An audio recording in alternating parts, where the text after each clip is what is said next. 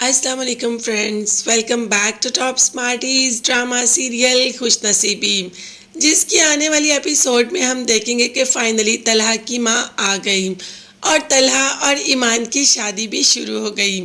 आज माइयों का फंक्शन है और दोनों बहुत ज़्यादा हसीन लग रहे हैं।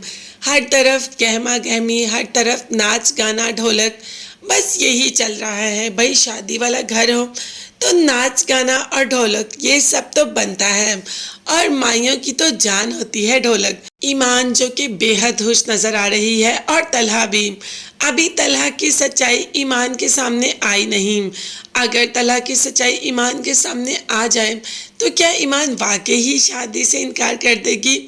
इन बातों को अगर साइड पे रखें और ये देखें कि सिराज साहब कितने परेशान लग रहे हैं।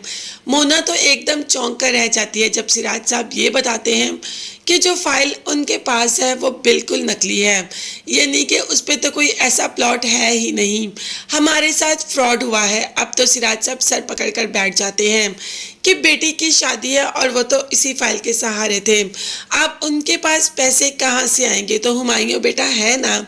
जैसे ही हुमायूं ये बात सुनता है तो सिराज साहब के पास आ जाता है और कहता है कि मैं आपकी मदद करता हूँ, आपका बेटा है ना, फिर आपको परेशान होने की क्या ज़रूरत? वैसे हुमायूं ने तो हमेशा बेटे का फ़र्ज़ निभाया है, वही किया जो एक भाई, एक बड़ा भाई करता है।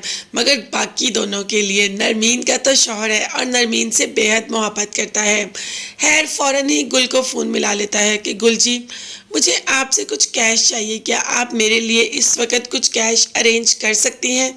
जिस पर गुल ने कहा कि हुमायूं तुम्हारे लिए मैं कभी भी कुछ भी अरेंज कर सकती हूँ, तुम अभी आ जाओ, तुम्हारे लिए तो मैं पूरी रात जागती रहूँगी।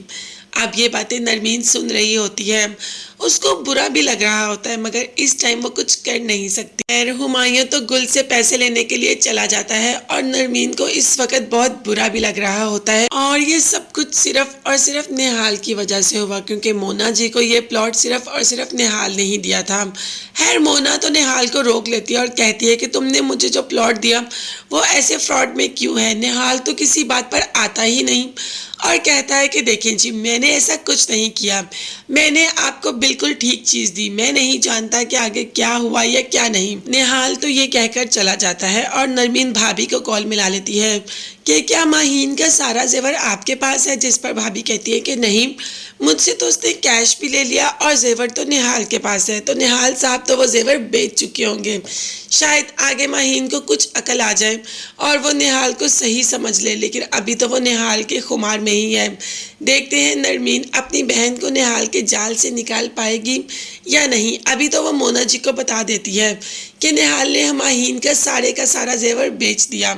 अब देखते हैं कि ये बात माहीन तक पहुंचेगी या नहीं। ये देखने के लिए चैनल को सब्सक्राइब कीजिएगा। अल्लाह हाफिज़।